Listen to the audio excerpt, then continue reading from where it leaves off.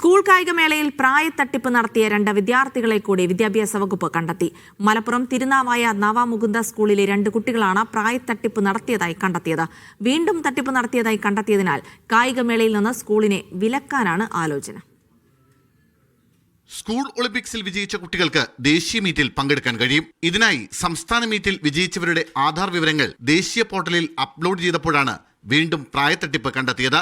വ്യാജ ആധാർ ഉപയോഗിച്ചായിരുന്നു തിരുനാവായ നവമുകുന്ദ സ്കൂളിലെ സബ് ജൂനിയർ വിഭാഗത്തിൽ മെഡൽ നേടിയ 2 വിദ്യാർത്ഥികളും സംസ്ഥാന സ്കൂൾ ഒളിമ്പിക്സിൽ മത്സരിച്ച് വിജയിച്ചത്.